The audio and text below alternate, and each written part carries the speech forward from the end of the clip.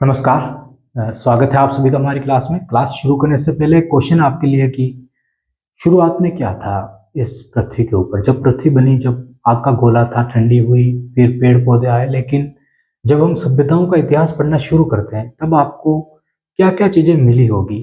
पेड़ मिले होंगे, मिट्टी मिली होगी, पत्थर मिले होंगे और नदियाँ मिली होगी जहाँ पे आप पानी पी सकते हो। फिर कुछ जानवर आपको दिखे होंगे जिनको आपको पता लगा होगा कि इनका भी शिकार करके खाया जा सकता है। बस इसके अलावा तो कोई चीज़ नहीं थी ना जो मिली होगी। अब जो चट्टानें हम कहते हैं कि चट्टानें हमको मिली, क्वार्टरजाइट चट्टानें, जो शुरुआत में जो मानव थे वो इन्हीं का यूज़ किया करते थे। ये आसानी से टूट जाती थी तो इन्हीं का यूज़ किया करते थे हथियार बनाने के लिए, सारी चीज़ें। लेकिन क्या हम गड्ढा खोद भी सकते थे क्या पत्थरों के माध्यम से? तो हम कहेंगे कि नहीं, ऐसा हम कर ही नहीं सकते थे। बस कुछ पेड़ होते थे जिनकी छाल का यूज़ किया करते थे या उनकी लकड़ियों का यूज़ करते थे। बाद में पत्थरों से पत्थर टकराने से आग निकलने लगी तो हमको ये समझ में आने लगा, तब हमने आग लगाना शुरू कर दिया। तो और फिर आपको पता है कि जो पहिया बनाना शुरू हमने किया तो हमको पता चला कि पहिए के काफ़ी सारे यूज़ भी हो सकते हैं। तो शुरुआत में हर एक चीज़ प्रोसेस से आई है कि हमने सीखा है यूज़ की चीज़ को, उसके बाद हमने कई सारी बेहतरीन चीज़ें हमने बनाई। जब हमने गोल खिलौने बनाए तो शुरुआत में एक पहिया हमने बनाया होगा, उससे हमने समझा होगा, फिर हमने मिट्टी के खिलौने बनाना शुरू किए होंगे या यूज़ में लेने के लिए शुरू किया होगा। जब आग की हमें समझ आई कि हम आग भी लगा सकते हैं तब हमने पकाना शुरू किया होगा। ये सारी चीज़ें प्रोसेस से आई है। तो सभ्यताएं जो है वो भी एक प्रोसेस है कि कोई सभ्यता कैसे बनती है, कैसे निखरती है। निखरने का मतलब है कि कैसे ग्रामीण सभ्यता नगरीय सभ्यता हो जाती है। और राजस्थान के अंदर सर्वश्रेष्ठ उदाहरण है कालीबंगा सभ्यता। दो सभ्यताएं हमको मिलती है, एक प्राक हड़प्पा भी मिलती है तो एक आधुनिक हड़प्पा भी सभ्यता, मतलब कि प्राक सिंधु घाटी सभ्यता भी हमको मिलती है तो आधुनिक सिंधु घाटी सभ्यता भी हमको मिलती है। मतलब राजा के लिए अलग टीला भी हमको मिलता है तो ग्रामीणों के लिए अलग नगर भी हमको मिलता है। तो कालीबंगा सभ्यता की जो विशेषताएं है और ये क्यों मिलती है, यही तो एक क्वेश्चन है जिसको समझना है। अगर इस क्वेश्चन को हम समझ गए तो सभ्यताओं को हम समझ जाएंगे। हम क्या करते हैं कि एक गाइड उठाते हैं या कोई भी कोचिंग में क्या होता है कि क्लास ली जाती है तो आपको सारा ध्यान कि क्या मिला है, क्या लिखा है, इस पे होता है। क्यों मिला है, क्यों लिखा है, इस पे नहीं होता है।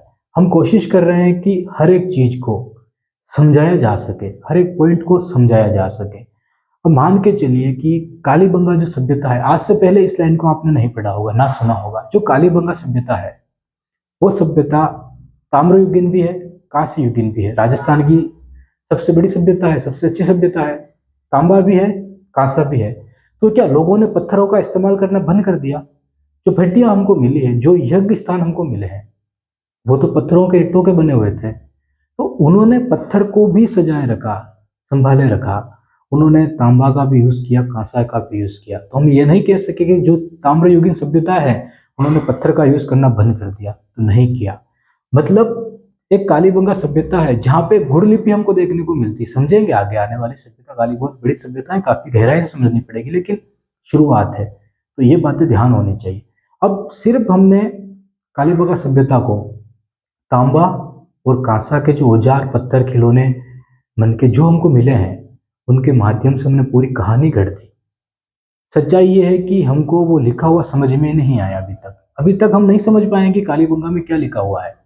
लेकिन हमने तांबा के हथियार और जो औजार, कांसा हो गया, पत्थर हो गए, मिट्टी के जो हमको मिले हैं उनके उनको आधार मान के हमने कहानियां लिख दी। और वही कहानियां हम पढ़ते आ रहे हैं और हम समझते आ रहे हैं। तो ध्यान रखना कि कालीबंगा की लिपि नहीं समझ में आई है हमको, लेकिन हमने वो कहानियां जो लिखी, किससे लिखी? उन खिलौनों को मिलने से लिखी। तो एक पैराग्राफ के अंदर हम इनको समेटते हैं, शुरू करते हैं। देखो, तीन हिस्सों में हम इतिहास को बांटते हैं। कितने हिस्सों में? तीन हिस्सों में हम इतिहास को बांटते हैं। एक जो ऐसा दौर जहाँ पे कुछ नहीं मिला हमको, सिर्फ हमने शुरुआत में जो आपसे बात की वही आंसर है कि सिर्फ इंसान थे, जानवर थे, पेड़ थे, नदियां थे और शिकार थे, बस। अब सोचो यहाँ पे कि जो ये दौर है हम इसको कह सकते हैं कि अंधकार का दौर। अंधकार का दौर, अंधकार का दौर क्यों कह रहे हैं इसको भी समझ दो। हम कहते हैं कि जो प्राक ऐतिहासिक काल है,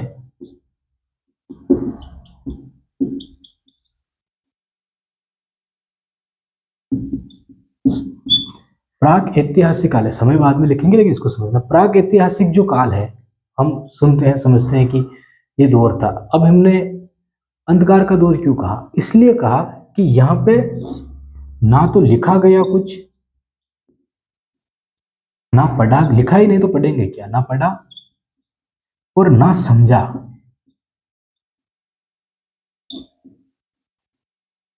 ये जो आदि ऐतिहासिक काल का दौर है, यहाँ पे ना तो कुछ लिखा गया, ना कुछ समझा गया, ना कुछ पढ़ा गया। अब मान लो कि एक नदी है ये, ठीक है, राजस्थान की घग्गर नदी यहाँ से जो निकलती है, इसको ही मान लो ये नदी है। अब शुरुआती दौर है, शुरुआती दौर है, शुरुआती दौर के अंदर इंसान को देखकर भी डर लग रहा होगा, क्योंकि वहां पे ये समझ नहीं थी उनको, परिवार की समझ नहीं थी, वैवाहिक जीवन की समझ नहीं थी उनको, गठबंधन बनाने की समझ नहीं थी, मतलब संगठन बनाने की उनको समझ नहीं थी। जो कबीले हैं वो काफी बाद में आए हैं। जो वैवाहिक जीवन है, जो अभी हमारी संस्कृतियां है, ये काफी अलग है, उनकी संस्कृतियां काफी अलग हुआ करती थी। तो ये चीजें, तो हो सकता है कि ये लोग नदी में पानी पीने आते होंगे, इनको पता है कि वहां पे पानी मिलेगा, ये लोग पानी पीते आते होंगे और वापस भाग जाते होंगे, ये पानी पीने आते होंगे और भाग जाते होंगे। तो शुरुआत का जो दौर रहा है वो इसी दौड़ भाग में गुजर गया उनका, या तो शिकार करना, या पेड़ पौधे पे चढ़ना, वहां से कूदना, खेलना, मस्ती करना, मस्त मोला, ठीक है, ऐसा दौर था जो गुजर गया इनका। और ये पूरा दौर जो है, हम क्या कहते हैं इसको, अंधकार का दौर या प्राक ऐतिहासिक काल का दौर, जिसमें ना तो कुछ लिखा गया है, ना कोई लिपि है जो हमको मिली है, ना कुछ समझे, हम किसको समझे, लिपि ही नहीं है, लिखा हुआ ही कुछ नहीं है, तो हम किसको समझेंगे, समझे ही नहीं पाए। और ये जो लोग बोलते थे, हो सकता है कि लोग खुद ही नहीं समझ पा रहे थे, इसीलिए तो इन्होंने चीजों को लिखा नहीं। अगर ये लोग समझ पाते तो इनके पास ये चीजें थी कि वो लिख भी देते, उनको पत्थरों पे उकेर देते, पर नहीं उकेर पाए। इसका जो काल हम समझ सकते हैं वो है 25 लाख ईसा पूर्व।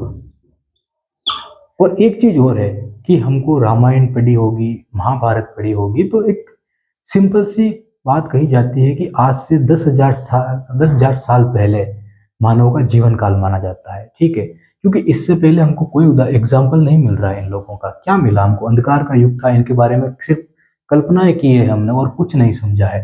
तो देख लो आप, 25 लाख से 10,000 ईसा पूर्व। इसीलिए कहा जाता है कि आज से लगभग 8,000 10,000 साल पहले से ही इंसानों का दौर चला, या मानव का विकास का जो काल है वो वही चला है, क्योंकि 10,000 साल पहले से हमको मिलने लगी है चीजें।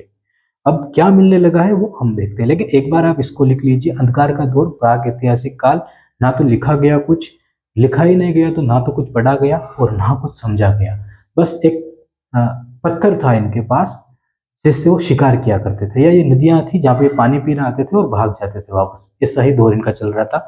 25 लाख ईसा पूर्व से 10,000 ईसा पूर्व तक का एक काल था। एक बार लिख लीजिए, फिर आगे बात करते हैं।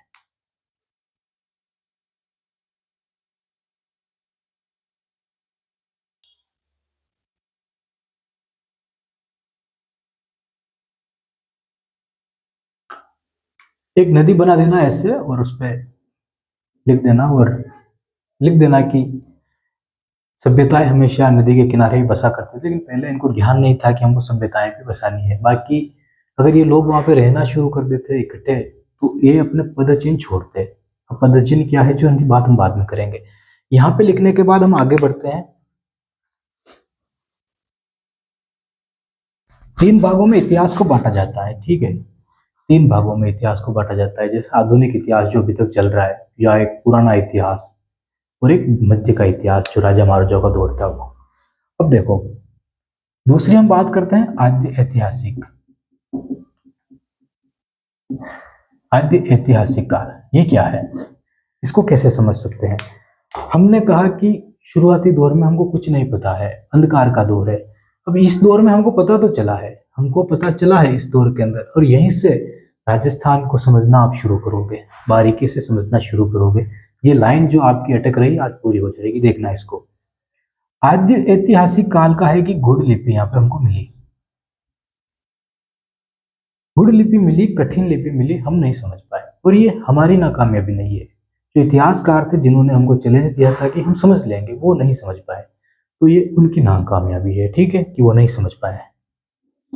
हम तो ये भी नहीं समझ पाए कि उन्होंने लिखना कहाँ से शुरू किया है। एक व्यक्ति, आगे आएंगे हम बात करेंगे, एक मनका बना रहा था, तो जब वो बना रहा था तो ऐसे लिखना शुरू किया, गोल चीजें तो लिखना शुरू किया, तो आपको पता है इस तरह, तो उसके आगे जमीन नहीं बची, जगह नहीं बची, तो उसने क्या किया, इसके ऊपर ही लिखना शुरू कर दिया। तो ये ओवरलैपिंग हो गई यहाँ पे। इसके माध्यम से हमको पता चला कि जो लिपि है वो इस तरह लिखी जाती थी। और फिर हमने ये पता किया तो हमको पता चला कि जो लिपि है, जैसे खेत होता है, ये क्यारे हो गए, तो आपने हल लिया, इधर से गए और वापस हल को इधर से लेके आओगे, ऐसा थोड़ी क्या वापस यहाँ पे आके वापस ले जाओगे, नहीं, ऐसे लेके जाओगे। तो जो लिपि हमको मिली वो इस तरह मिली, सर्पिलाकार लिपि हमको मिली। तो सिर्फ एक व्यक्ति की जो मनका बना रहा था, उसने बस एक ओवरलैपिंग कर दी। इतनी बारीक चीज को हमने देखा, तब हमको समझ में आया कि जो लिपि लिखी गई वो इस तरह लिखी गई। ठीक है, तो इतनी छोटी छोटी चीजों को देखा जाता है। आगे इसकी बात करेंगे हम। गुड़ लिपि हमको देखने को मिलती है। ठीक है, अब गुड़ लिपि क्या है, जिसको हम पढ़ नहीं सके हैं। अब हमने कालीबंगा सभ्यता की बात की, अब यहाँ पे उस बात को पकड़ना।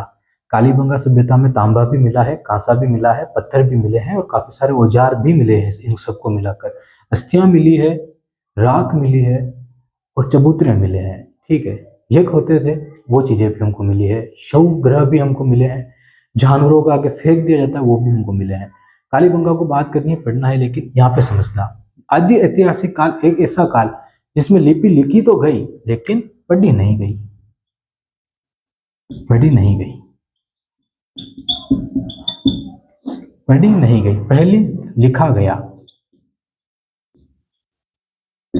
मतलब कालीबंगा एक ऐसी सभ्यता है जिसको हमने तांबा, कांसा और पत्थर के आधार पर पूरी कहानी सेट कर दी। उसकी पूरी कालीबंगा सभ्यता को हमने इस आधार पे समझा दिया कि वहां पे हमको मनके मिले हैं, पत्थर, औजार, जो भी भवन सामग्री जो भी हमको मिली है, नगर टीले जो भी, उसके आधार पर ही वहां पे कुछ लिखा है वो नहीं समझ पाए हैं, वो नहीं समझ सके हैं। तो ये काफी अच्छा एग्जाम्पल है राजस्थान में के अंदर कि लिखा तो गया है, पढ़ा नहीं गया है। इसका जो काल हम देखेंगे वो 10,000 तो उसका था, तो 10,000 से लगाकर 6,000 ईसा पूर्व तक।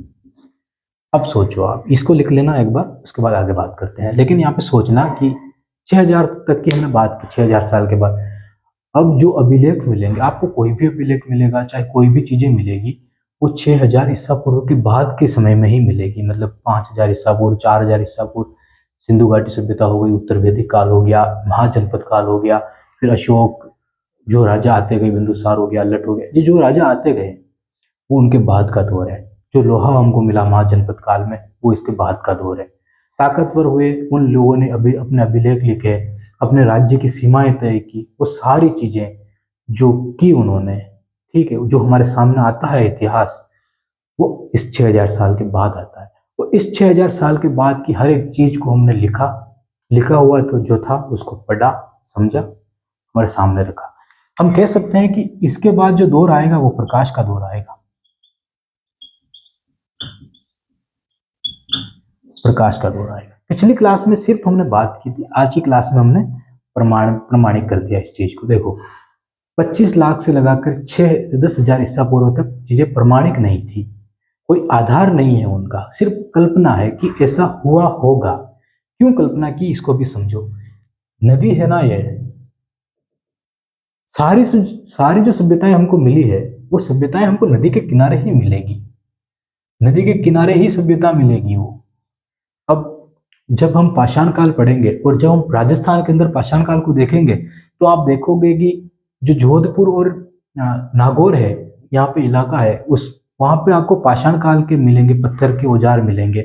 ये कोटा, चित्तौड़गढ़, यहाँ पे आपको पाषाण काल के मिलेंगे। और वो पूरा पाषाण, मतलब सबसे पहले जो पाषाण काल था ना, प्राग पाषाण काल, पूरा पाषाण काल आप कह सकते हो उसको, वहां पे मिलेंगे ये। उसके बाद नव पाषाण काल जब आएगा तो पूरे राजस्थान में हमको काफी सारी चीजें मिलेगी, पत्थरों के छोटे छोटे औजार मिलेंगे। शुरुआत में छोटे छोटे औजार भी नहीं बना सकते थे पत्थरों के, बड़े बड़े औजार होते थे, बड़े बड़े होते थे, उनका यूज किया जाता था। लेकिन बाद में जलवायु परिवर्तन हुआ, गर्मी ज्यादा बढ़ी, तो पत्थर टूटने लगे। टूटने के कारण उन इंसानों के हाथों में वो जो पत्थर थे बारीक, और फिर वो कुल्हाड़ियां बनाने लगे, भाले बनाने लगे उन पत्थरों के। तो एक तो जलवायु का कारण भी रहा है, एक इंसानों की समझ भी आगे बढ़ती रही है, और दूसरा वो गठबंधन बना के, संगठन बना के रहने भी लगे। ये सारी चीजें हुई है। तो प्रकाश का दौर के पहले इसमें तो हमको प्रमाण भी मिले हैं अभिलेख के रूप में। यहाँ पे हमको प्रमाण तो मिले हैं, लेकिन हम उन प्रमाणों को नहीं समझ पाए कि हमको क्या कहना चाह रहे हैं ये लोग, और पहले वो चीजें प्रमाणिक ही नहीं थी। ठीक है, तो 3 काल हुए हैं।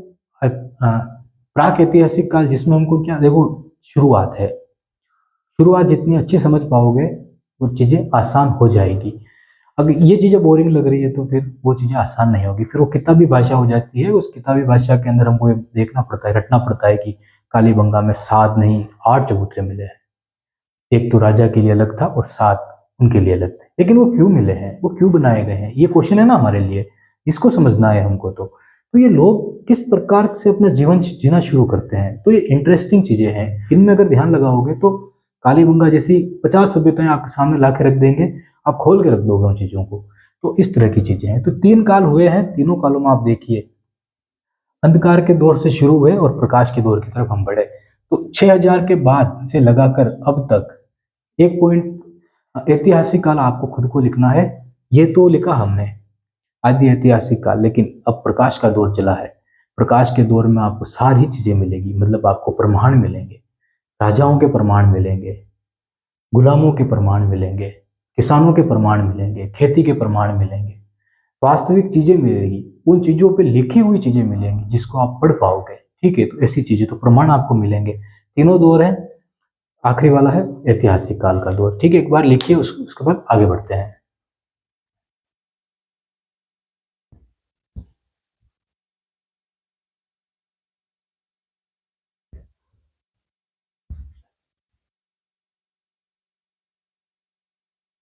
ठीक है, रोक के लिख लेना अगर नहीं लिख पाया हो तो। अब आगे देखते हैं।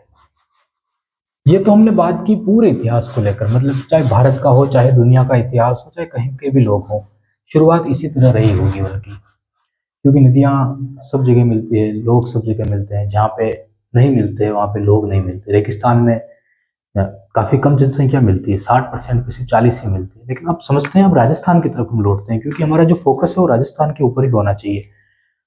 अब इतनी जो हमने ज्ञान की बात की, जो इतनी बातें की, वो क्यों की, फालतू नहीं हो सकती, उन चीजों को समझना है। अब राजस्थान के अंदर फिर से हमको वहीं से शुरू करना पड़ेगा, प्राक ऐतिहासिक काल। ठीक है, प्राक ऐतिहासिक काल। अब हमने कहा कि जो लोग थे, उनकी जो सभ्यताएं थी वो नदी के किनारे मिली है। अब नदी के किनारे मिली है तो मतलब राजस्थान के अंदर नदी होनी चाहिए ना। और सबसे पहले हमको जो प्रमाण मिले हैं प्राक ऐतिहासिक काल। अब इस प्राक ऐतिहासिक काल को भी 3 भागों में बांटा जाता है, पाषाण काल, पूरा पाषाण काल, पाषाण काल, नव पाषाण काल। ठीक है, प्राक तो उन तीनों भागों में जब बांटा जाता है उसको समझना है। तो सबसे पहले देखना है यहाँ पे प्राक ऐतिहासिक काल की, अगर हम ऐतिहासिक की हम बात करेंगे तो यहाँ पे डेफिनेशन हमको देखनी है। तो मतलब एक ऐसा जीवन जहाँ पे ना तो कोई नगर, ठीक है, ना कोई साम्राज्य, ना कोई संगठन, ना कोई घर, और ना ही कोई उनका वतन। ना तो उनको राज्य की समझ थी, ना देश की समझ थी, ना दुनिया की समझ थी, किसी की समझ नहीं थी, बस थे तो पत्थर। और राजस्थान के अंदर हमको मिला है ये, प्राक ऐतिहासिक काल की हम बात कर रहे हैं। राजस्थान के अंदर आपको एक नदी मिलती है, वो है लूणी नदी, जो यहाँ से निकलती है और यहाँ पे चली जाती है। लेकिन इस लूणी नदी को, इधर के बहाव के को समझने के लिए, क्या इतनी गर्मी के अंदर वो लोग यहाँ पे रह सकते होंगे? नहीं। तो क्वेश्चन का आंसर सीधा है कि आज से 10,000 साल पहले की मरुस्थल मरुस्थल को लेकर बात की जाती है। भूगोल जब हम पढ़ते हैं तो कहा जाता है कि यहाँ पे पशुचारण के कारण ये रेगिस्तान में बदल गया। कहा जाता है कि जो पशुओं के जो पैर थे, उस मृदा अपरदन के कारण ये पूरा भूभाग मरुस्थल में बदल गया। कहा जाता है कि जलवायु जो परिवर्तन हुए, उन जलवायु परिवर्तन के कारण ये पूरा भाग मरुस्थल में बदल गया। 4-5 कारण ऐसे बताए गए हैं जो इंसानों से जुड़े हुए हैं बिल्कुल ही।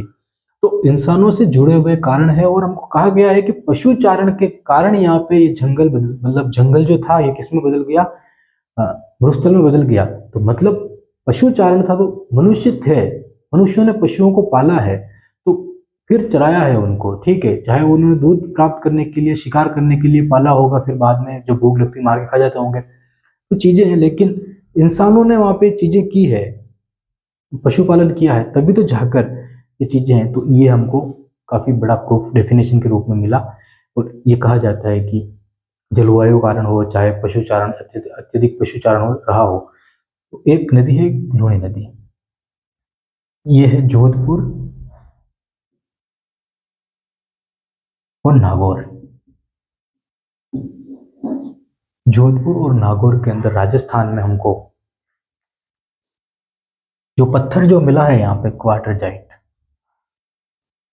मतलब जो हमको क्या कहते हैं औजार जो मिले हैं वो किस चट्टानों के, क्वार्टरजाइट चट्टानों के, और काफी पुरानी चट्टानें हैं। तो इसके आधार पर देखो, चट्टानों के आधार पर हमने पता लगाया है कि ये लगभग 25 लाख साल से 10,000 साल पहले की बात है। अब जब आप इतिहास पढ़ते हो, अरावली को लेकर पढ़ा हुआ, प्री कैम्ब्रियन काल की चट्टानें, क्वार्टरजाइट चट्टानें, मिसोजोइक काल, देखो अब सिर्फ चट्टानों के आधार पर हमने पता लगाया है कि जो लोग थे वो कब से कब तक थे। अब चट्टानें 1-2 सालों में नहीं बदल सकती, 1-2 हजार सालों में भी नहीं बदल सकती, सभ्यताएं बदल सकती है।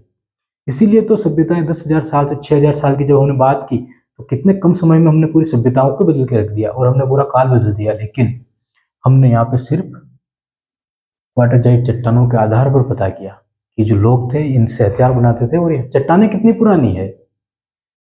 ठीक है, चट्टानों का हमने समय देखा, उस समय के आधार पर हमने पाषाण काल को रख दिया, और ये पूरा पाषाण काल जो निकला है ये किसके आधार पर, एक क्वार्टरजाइट चट्टान है। और इन्हीं चट्टानों से फिर हमने जो हथियार बनाए, चाहे वो कुल्हाड़ी हो चाहे भाला हो शिकार करने के लिए, तो हम कह सकते हैं कि जोधपुर हो गया, नागौर हो गया, और चित्तौड़गढ़ और कोटा का जो क्षेत्र हो गया, ये जो क्षेत्र हमको मिला है ये क्वार्टरजाइट चट्टानों का है, और हम कह सकते हैं कि पाषाण काल युग था। और पाषाण, राजस्थान की बात हो रही है, अब समझो यहाँ से राजस्थान की सभ्यताएं शुरू हो रही है। और जो क्वार्टरजाइट युग था इसको हम कहते हैं पूरा पूरा पाषाण काल, इसके अंदर भी पूरा पाषाण काल, ये शुरुआती दौर था, ये पूरा पाषाण काल। अब आपको समझ में आने लगे कि राजस्थान की सभ्यताएं क्या थी। शुरुआती दौर था, क्वार्टरजाइट चट्टानों के अवशेष जो हमको मिले हैं, हथियार जो मिले हैं, भाले जो मिले हैं, वो यही मिले हैं। मतलब कि जो सभ्यताएं बसने लगी थी शुरू में पत्थरों को लेकर, वो ये थी। एक बार इनको लिखिए ऐसे कैसे, जोधपुर, नागौर, क्वार्टरजाइट चट्टानें, और ये पाषाण काल की बात हो रही है, उसके अंदर भी पूरा पूरा पाषाण काल है।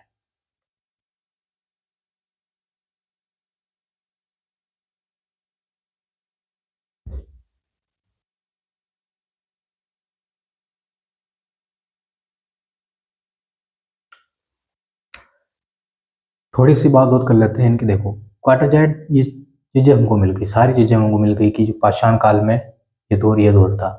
एक बार राजस्थान को समझो आप, राजस्थान में अरावली मिलती है, मैदानी भाग मिलता है, हाड़ौती का पठार मिलता है और भूस्थल मिलता है।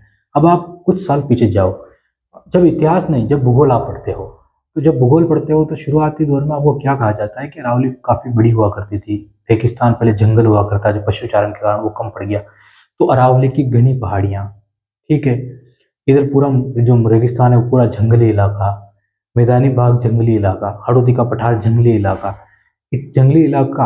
और इन लोगों को क्या चाहिए, इन लोगों को जंगली तो चाहिए था जहाँ पे ये आसानी से शिकार कर सके, इनको चाहिए थी बड़ी बड़ी नदियां जहाँ पे ये पानी पी सके, ठीक है।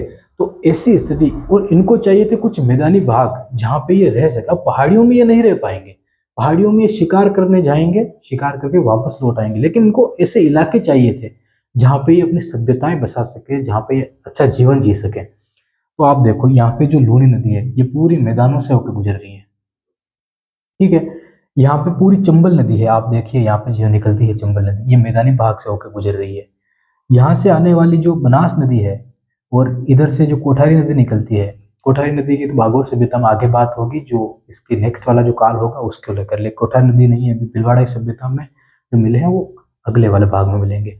तो देखना, ये पूरा पाषाण काल की हम बात करें, यहाँ पे नदी हो गई, तो उसके बाद ये गंभीरी नदी चित्तौड़गढ़ की, जो यहाँ पे जितनी भी बनास हो गई, जितनी भी नदियां मिलती है ना चित्तौड़गढ़ कोटा में, या जोधपुर वाली ये नदी, और उसके बाद एक नदी यहाँ पे घग्गर नदी, जो उसकी तो आगे बात करेंगे हम, क्योंकि कालीबंगा सभ्यता का वहां पे है।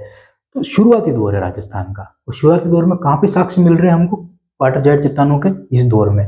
और यहाँ पे देख लो हमको कोटा चित्तौड़गढ़ और जोधपुर नागौर में सभ्यताएं मिली। कौन सी सभ्यताएं मिली, कैसी मिली, सबकी बात करनी, लेकिन पहले डिटेल ये समझो कि हम राजस्थान में हो क्या रहा है शुरुआती दौर में। ठीक है, तो आज की क्लास कैसी लगी, समझ में आई या नहीं आई? काफ़ी कुछ लिखना है, काफ़ी कुछ समझना है, लेकिन पहले इन चीज़ों को अच्छे से दिमाग में उतारना है। बहुत बहुत धन्यवाद आपका।